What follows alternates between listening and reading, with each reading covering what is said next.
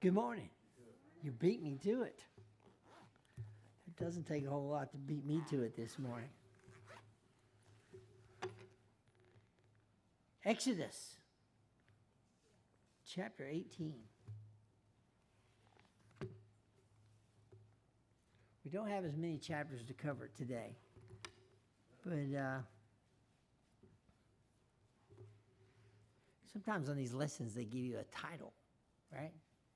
And you kind of, as you're reading the lesson, you're studying, you're having a hard time finding out where'd they come up with that title or how they land there, right? And this week's title is kind of leads us in the direction of the mediator, right? Anybody know what the mediator is? You ever heard the word the mediator used? Whether it's is that a tough word? You ever heard? That's the guy that steps in and breaks up the fight. Breaks up the fight? Huh? That's a mediator. In the context of Christ, right? We've heard Christ being referred to as our mediator to God, right? What? Our go-between? Our middleman? Is that what you call it? I don't know about that. Those guys rip you off, right? The retails. Yeah. So Christ is the mediator to God, right? One of the only mediator. That's good, Butch. They say that one of those guys I occasionally listen to, and he refers to, he's talking to these people out on the street, which is quite bold. I mean, but he's well gifted, right? And he asks them, "Do you know what wages are?" And they're like, "Wages, wages of sin is death, right?" So all we do, and of course for all the excuses they come up with, for the good things they've done, been a good person, even though they're, I might mention this, like lying, cheating, foreign, they've done it all, right? God still, right, regardless of what good you do, your wages will still be death. And there's only one mediator, right?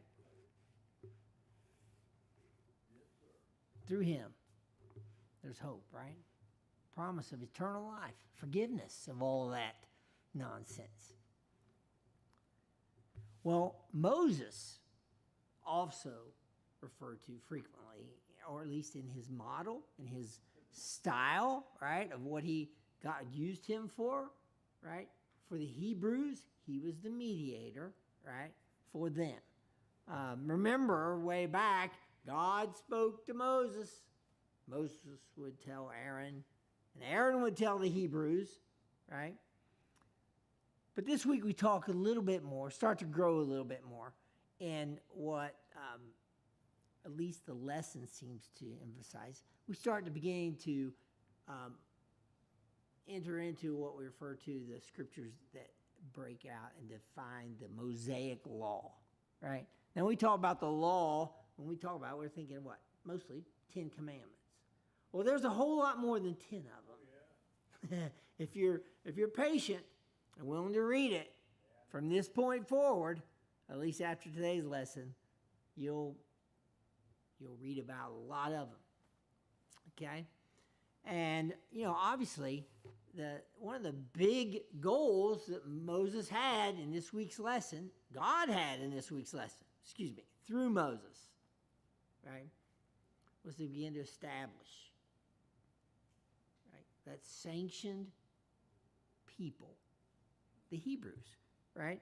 He refers to them as, in the scriptures, refers to them as their peculiar treasure. God refers to them as a peculiar treasure. Sunday school lesson helped me. I said, peculiar treasure. How do you interpret that? And he said it was your personal property, right? The Hebrew people, they were God's personal property. He was using them, right,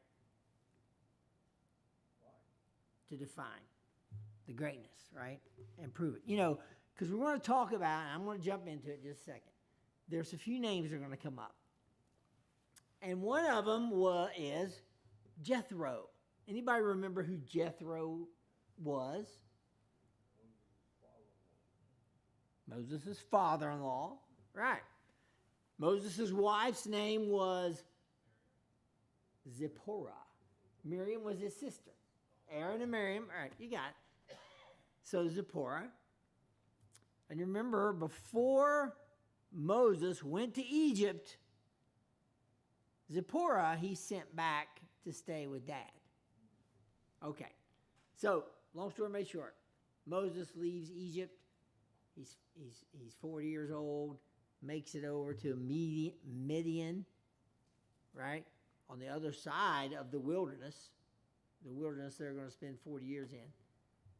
Meets Zipporah, meets her dad, marries Zipporah, has a couple kids. And then about 80 years old, God says, I'm not through with you yet. You're going back to Egypt. You're going to bring my people out of there. And then all of a sudden, right? Moses, I can't talk. I'm slow of tongue. All that good stuff, right? God said, I'll take care of that for you. Send your brother along. We'll help you. Now, Jethro was referred to as a priest. The priest of Midian. Now, just because you're a priest it doesn't make you necessarily, right, a one-God man. Right. Being a priest in the old days, right, in that part of the country, doesn't mean that you didn't recognize God or Yahweh. They referred to it. But there may be some other gods, some other pagan gods along the way.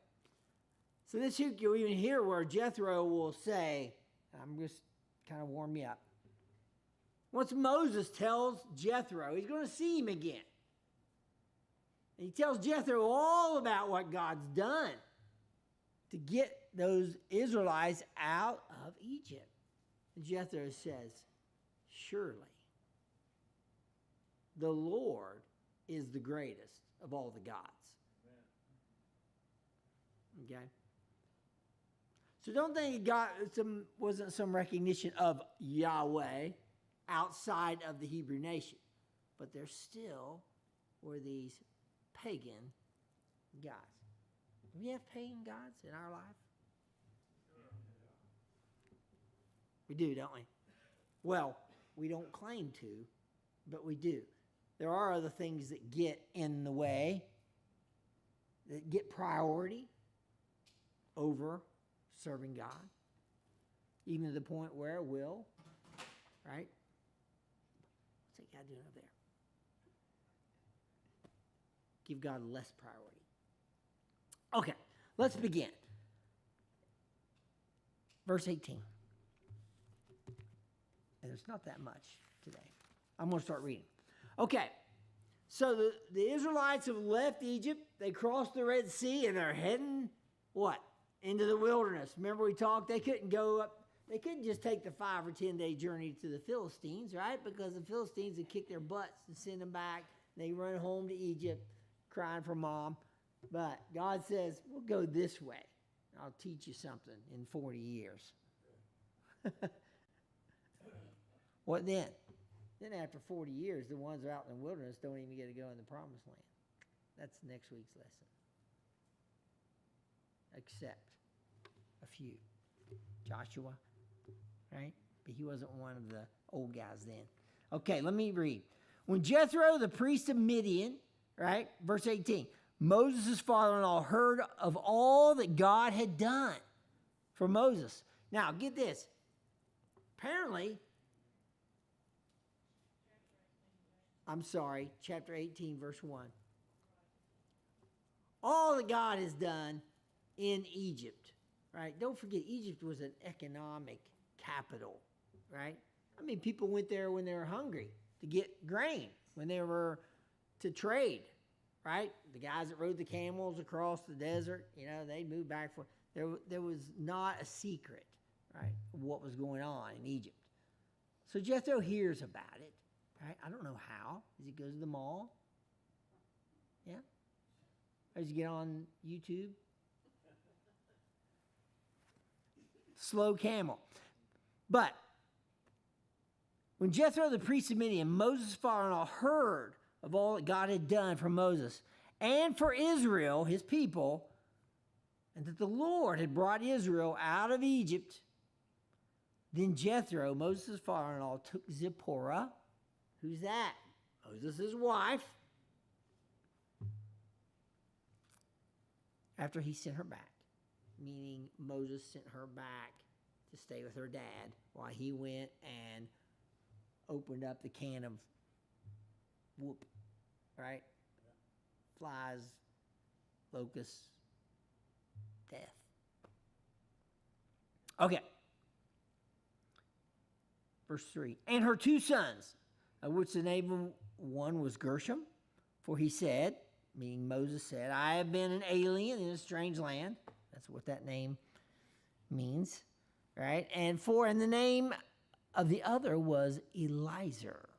For God of my father, said he, was mine help, and delivered me from the word of Pharaoh. So those are basically the meanings of those kids' names, right?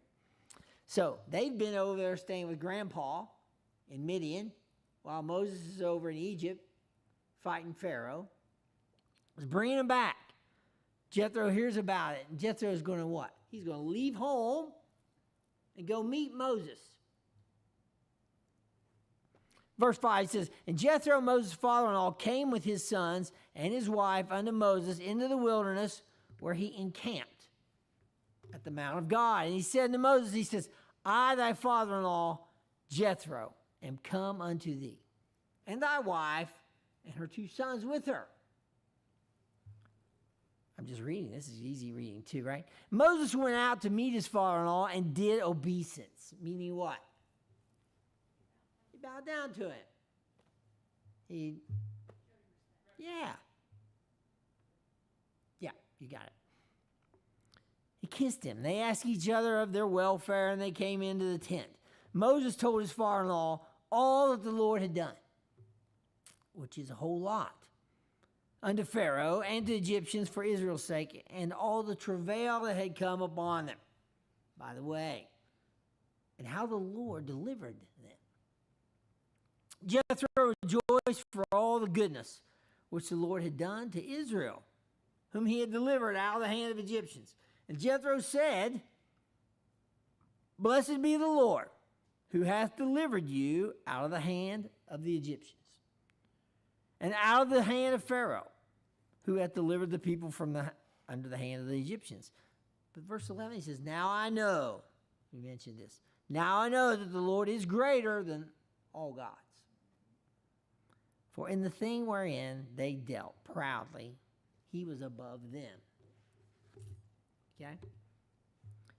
So when, I don't know what, so your father, you have a daughter, and what? Guy comes and says, can I marry your daughter? Wonder what Moses did. Was he checking Jethro out? Was he checking her out beforehand? Yeah. But this was Jethro. He said, and Jethro, Moses' father-in-law, he took a burnt offering, sacrifices for God. Aaron came. Who's that? Moses' brother, right? Okay. Make sure I didn't skip a page here. I did. Yeah, he said, and Aaron came and all the elders of Israel, right, to eat bread with Moses, father-in-law, before God. So they've all got back together. Moses, he's pulled the elders of the Israelites together, and they've all had a dinner, right, based on this sacrifice that Jethro's made to God.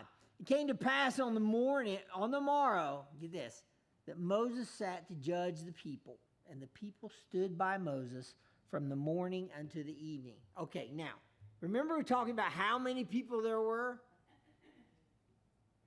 At least 600,000 men, not to mention the women, and many of the men married, Probably many of them had children. So when you say 600,000, it's actually small potatoes compared to what it probably was, right? Moses, in his role, right, he's the mediator, right? He's the cops. He's the judge. He's the jailer. He does it all. So from morning to night, what's he do? He sits before the Israelites and listens to what? Case after case, after problem, after argument. I bet there's a lot of them. You reckon? Oh, yeah. I mean, just imagine they get out of their own family. How many there might be. Are you related? So Moses is doing this. He's got this other role. All right, yet another role. One guy over possibly a couple million people. Okay. Moses' father-in-law, this is Jethro, right? He saw all he did to the people and he said, what is this thing that thou doest to the people? He said, why sittest thou thyself alone, and all the people stand by thee from morning until evening? Moses said to his father-in-law, he said, because the people come unto me to inquire of God. Meaning, right? Now what would God say? He stole my axe. Moses said to his father, because the people come unto me to inquire of God, when they have a matter, they come unto me. I judge between one and another, and I do make them know the statutes of God and his laws. So right now, we're as I mentioned earlier, that Mosaic law is starting to become a reality, right, in their lives. The Ten Commandments have not been given at this point yet. Okay? So Moses has to start establishing some what? Some guidance, right, wrong, at least in his camp, based on what? Who tells him? God. Okay. Seems like a good thing, other than the fact you probably have a long waiting line, like you might have today to get in and out of court. 2-3 days. Yeah? 2-3 days, you think? 2-3. I don't know, Butch. Okay. Verse 17. Along comes Jethro. He's still there, remember? Moses' father-in-law said to him, he said, the thing that thou doest is not good. He said, thou wilt surely wear away. Meaning what? You'll wear yourself out. I mean, what are you going to do? Make mistakes. Yeah. Thou wilt surely wear away both thou and this people that is with thee, for this thing too is too heavy for thee. Thou art not able to perform it thyself alone. Which makes sense, doesn't it? You don't necessarily have to be a rocket scientist to figure. He's probably gotten more people complaining that they're waiting to talk to him than the ones that are getting a bad sentence or negative feedback. Okay. This is Jethro. He says, hearken now unto my voice. He says, I will give thee counsel. Okay? He's going to give Moses some advice. He says, and God shall be with thee. He said, be thou for the people to Godward, that thou mayest bring the causes unto God. He says, and thou shalt teach them ordinances and laws, shalt show them the way wherein they must walk, and the work that they must do. Now, hang on. Moreover, thou shalt provide out of all the people able men, such as fear God, men of truth, hating covetousness. What's that? Well, that's a commandment, right? Thou shalt not covet thy neighbor's ass or his donkey. There you go. He said, moreover, thou shalt provide out of all people able men, such as fear God, men of truth, hating covetousness, and place such over them. To be rulers of thousands and rulers of hundreds, rulers of 50s and rulers of 10s. So what's Jethro saying?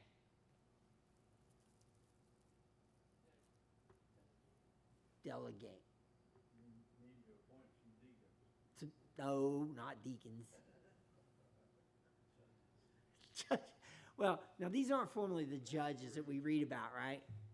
And down the line before the kings. But essentially, right, he's breaking up the authority, breaking down the congregation, if that's the right word, into roles, right, of people that could help make some of these decisions, right, for God, that Moses has been making, right, for God, and right and wrong. So all of a sudden, there is a congregation. I don't mean to be using that word, but there is a breakdown in the population, right, of people that can do what Moses is doing, but mostly the small stuff. Because the big stuff, right, what do we do now? We got big stuff. We go to the Supreme Court, right? Oh, Lord, have mercy. Okay, let's continue. We'll read on, and we'll hear the rest. He says, let them judge the people at all seasons, and it shall be that every great matter they shall bring unto thee. So the hard stuff,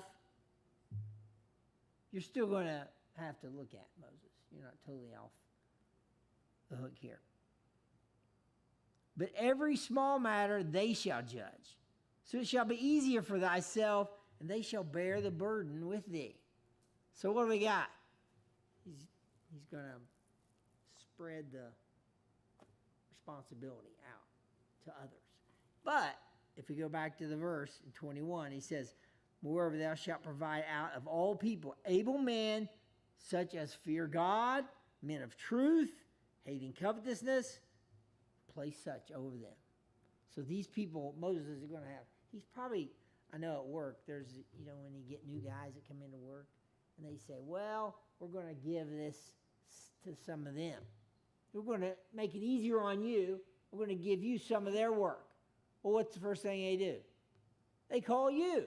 And all of a sudden, you got two jobs, right? You got to do your job, and you got to teach them their job. There's usually more than one, right? So poor Moses. What a load this guy had. What a mediator he will be. Okay. And I think that's what this lesson is trying to point out. I'm trying. The best I can. Okay. 23. This is still Jethro talking about. He says, if thou shalt do this thing and God command thee so, then thou shalt be able to endure. And all this people shall also go to their place in peace. We'll get them in and out quicker. So Moses hearkened to the voice of his father-in-law and did all that he had said. Moses chose able men out of all Israel, made them heads over the people, rulers of thousands, rulers of hundreds, rulers of 50s, rulers of 10s. That's work alone in itself. Think Moses knows them all? I mean, these guys are actually foreigners to Moses when you think about it. They've only been together at this point 3 months. Even when he was in Egypt, remember the ones that were on his side were against him.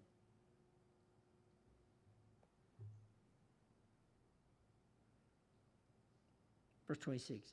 They judged the people at all seasons. The hard causes they brought unto Moses. So he still had to, carry some weight, right? I guess someone's like, I don't know. Well, we got the group of 10. He says, I don't know. Let's talk to the next guy. And they go to the group of 100. And he's, I don't know. We'll talk to the next guy. And they go up to the group of 1,000. Finally, it works its way up to Moses. He's the Supreme Court judge. You're right. Okay. Every matter they judge themselves. Moses let his father-in-law depart, and he went his way into his own land. That's it. That's it for Jethro. Jethro leaves. Okay? Jethro is going back to Midian. And tough part for me is figuring out what happened to Zipporah. What happened to Moses' kids?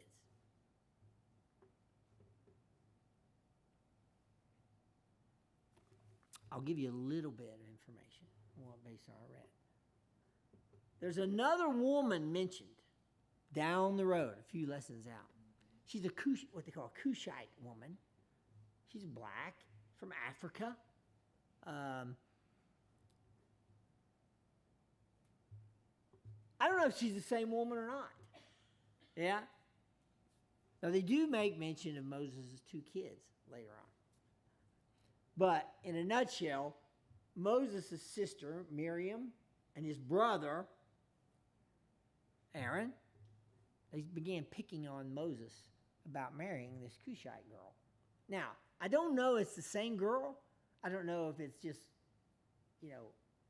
months later, years later, or whatever.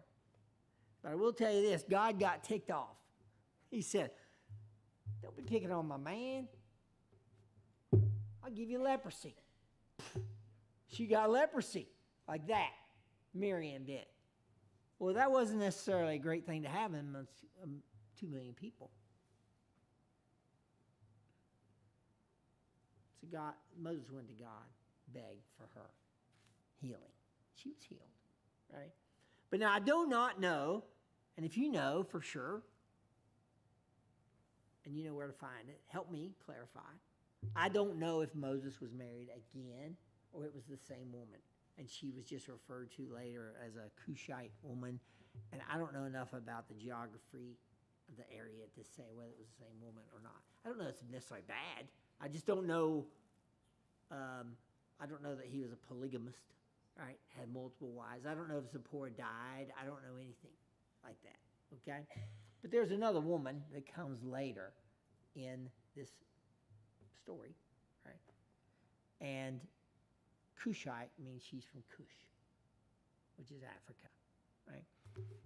So I don't know the answer to that. If you have that question or concern, then go look it up and share it with us next week, right? Some of you may know. Okay, so let's continue. So they've been traveling 3 months at most, and guess where they're ending up? This is where they're ending up. They're ending up down around old Mount Sinai. Everybody hear that? Mount Sinai. They call it the wilderness of Sinai, or the plains of Sinai, which is basically, I don't have a picture. If Sam can find one, he can throw it up there, but maybe one I had in the past. Give you an idea where they're at. Mount Sinai, this is where Moses went up to the mountain, up on top of the mountain. God gave him what? 10 Commandments to take back to Israel. Well, it's close. Down here, right? Now, Midian is like over here. And I didn't have a picture of that anyway. But anyway, Jethro comes all the way over here to meet up with Moses. But here you are down here, Mount Sinai. Remember, they couldn't go that way, right? Way to the land of the Philistines at the top. They came down here. And this is where they are, down here. Now, they're going to be here about a year. But they've only been traveling about 3 months out of Egypt. So it took them about 3 months to get down there. And God begins to talk to Moses, right, about his personal property, which is the Hebrews, right? In a nutshell, he's going to say, listen, they've seen all that I've done to bring them out of Egypt. I've given them manna every day to eat. I've given them quail every night to eat. I give them water every time they're thirsty, right? And, of course, last week's lesson we didn't get to. I even helped them beat the Amalekites. There were some bad guys that came in, cousins of, who was it?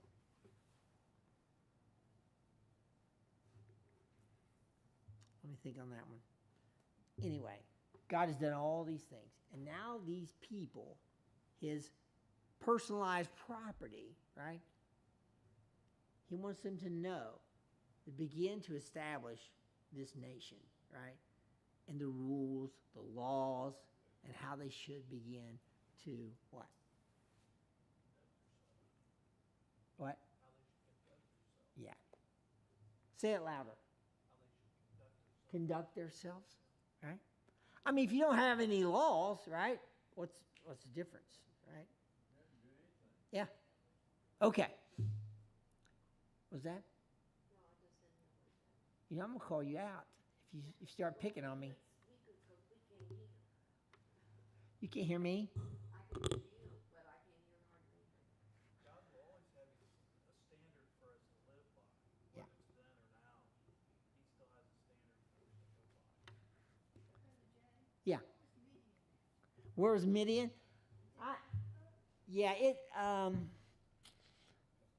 If Sam has that last picture up there, I could give you an idea. Midian is actually this is a peninsula. I don't know if you know anything about geography, but this is just a body of land right here. It's kind of shaped like a triangle, and there's water here, there's water here, right? If Sam don't beat me to this, and Midian is right here, right? So Zipporah from Midian. Yes, that's the same Zipporah we're talking about. So what I'm just saying is Jethro, old Uncle Jethro, or father-in-law Jethro, Uncle Jed, right? When he heard all this was going on and all the Israelites has done, he got Zipporah and the boys together and said, let's go see your dad. So they left Midian. Just imagine, this is a little land mass over here. And they headed over, right, to meet Moses on their journey south, right? So that's where they had all this interaction we were talking about in the last.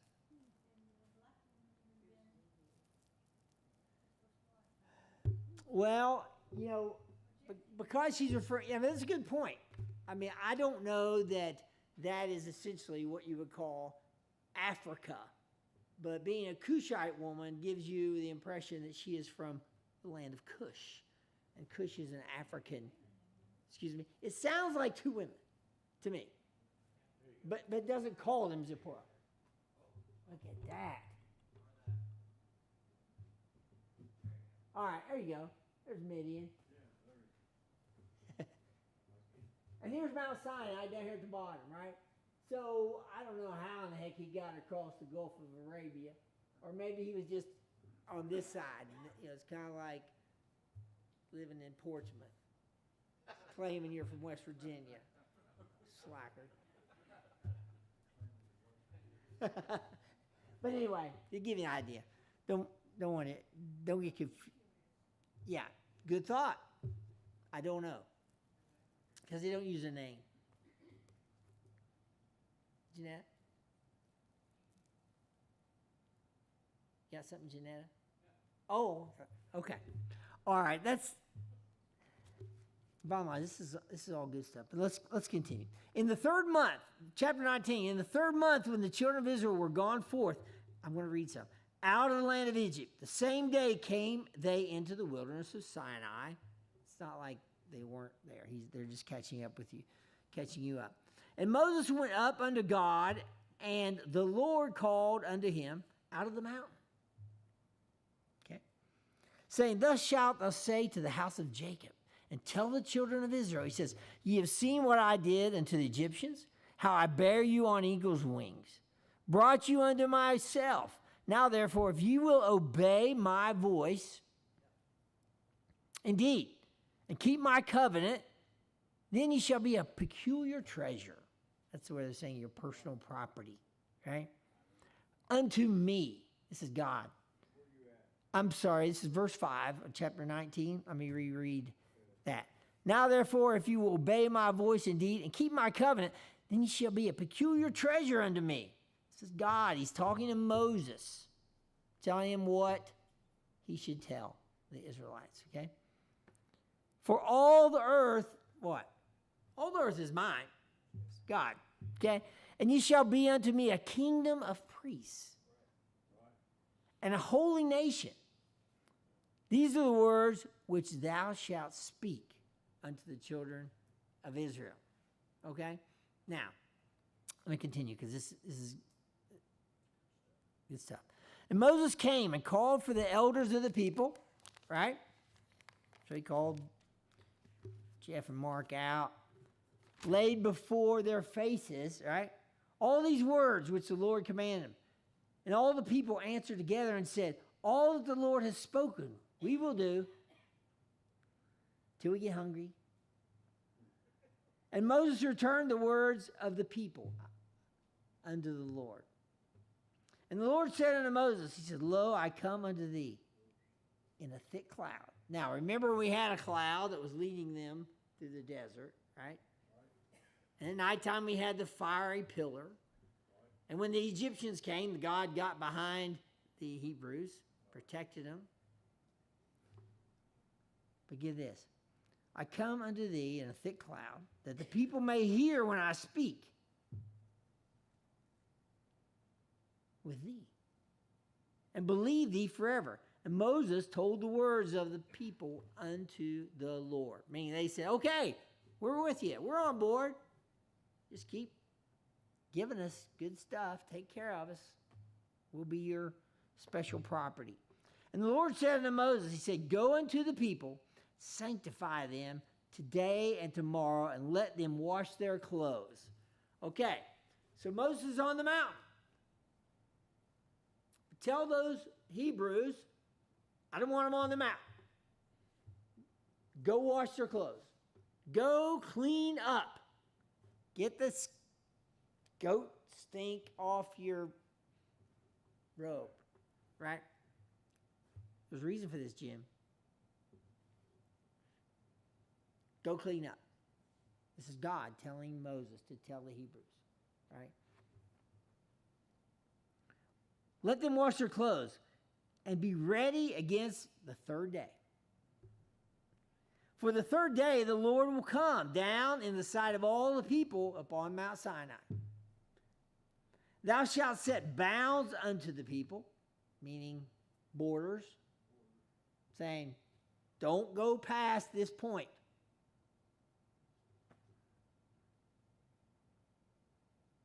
Oh, it's my place. Okay, verse 12. Thou shalt set bounds unto the people round about, saying, take heed to yourselves that ye go not up into the mountain, or touch the border of it. Whosoever touches the mount, what? Shall surely be put to death. Sounds tough, huh? Tough love. Verse 13, there shall not a hand touch it, but he shall surely be stoned or shot through, whether it be beast or man. Keep your cows in, all right? Don't want them up there eating the rose bushes. Okay. Whether it be beast or man, he said, it shall not live. He said, when the trumpet soundeth long, they shall come up to the mount. When God gives the order, the command, then come on. Okay? Moses went down from the mount to the people, sanctified the people. They washed their clothes. Right? And he said unto the people, be ready against the third day. Meaning you got a couple days to get all this done. On the third day, we're going to go on the mountain. Right? He said, be ready against the third day. And he says, come not at your wives. Now, in so many words, that's saying, stay away from your wives. I'm not saying it, a relationship with your wife is a bad thing. But on that day, pure. We want soul purity on that day.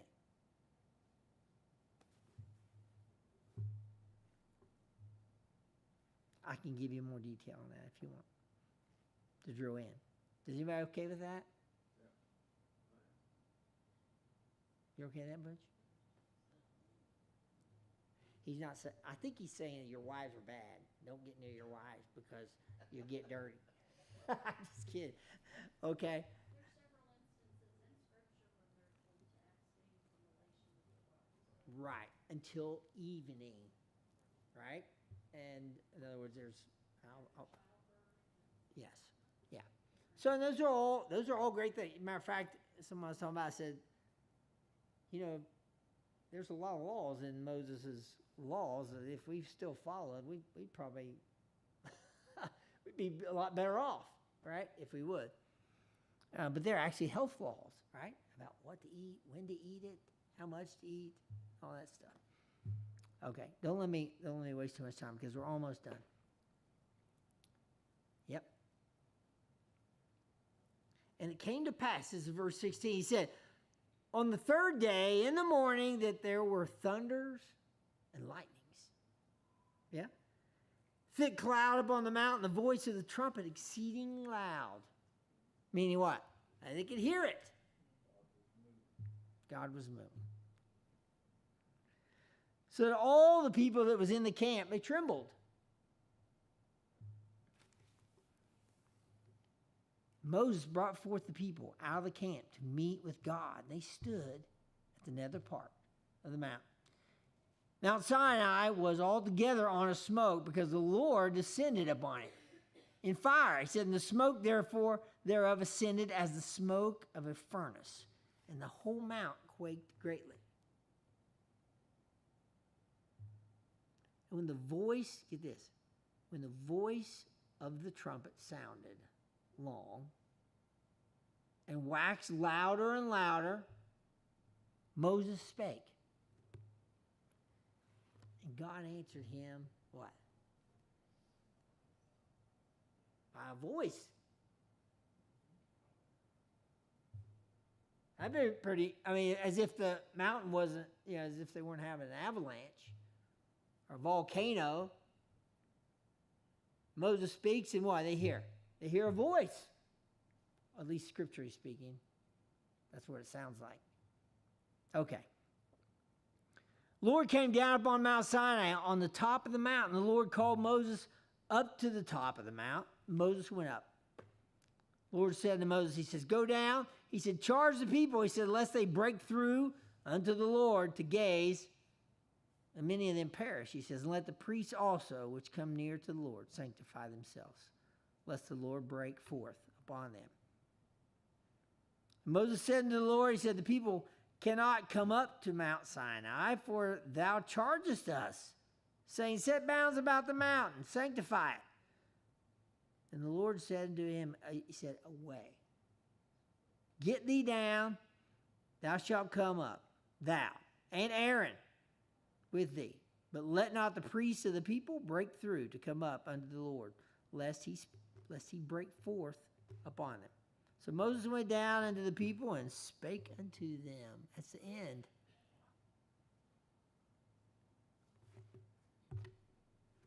So I think the bottom line is that my understanding or my interpretation of what this lesson was trying to point out at Moses as this mediator, this man who worked day in and day out for God, right? As a mediator for his people, right? You guys, you gotta go clean up, go wash your clothes, don't get near your wives, don't let your animals on the mountain, don't argue. I'm going to get some judges here to help take care of all this. He's a busy man for the work of the Lord. So I don't know that he had any hobbies that I can mention. Was spoken of. All this, Yeah. can Moses look upon the Lord and not die? He looked on his hindsight. He was still in the cloud. He was allowed that privilege. He hadn't come out of the cloud yet. To the Mount Sinai. So he always came to the people in a thick cloud. So nobody could look upon him. No one had looked upon him. Well, there is a place in there where God, the Bible says that God spoke to Moses as a man speaks to his friend, face to face. Yeah. Then you read that Moses see the promised land, but he couldn't cross over. There's We're not there yet.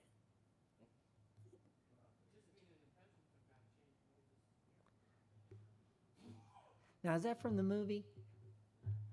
I'm just kidding. I remember the movie, Charlton Heston, remember? After he saw the burning bush, he came out and all his beard was white and his hair was white and he went in there with a suntan. That was great. All right, let's close. I'm going to say prayer and we'll turn you guys loose. Most gracious Heavenly Father, we're thankful for this day. God, thank you for this opportunity, Lord, just to read your word, to hear it in ways we may not have heard in the past. We love you and thank you for your greatness, all you've done throughout the years to take care of us, and most of all, give us a hope of eternal life in our Savior Jesus Christ. We love you and thank you. Be with us, Mark, all of us that have something to contribute today. Let us be free with that. We love you in Jesus' name. Amen.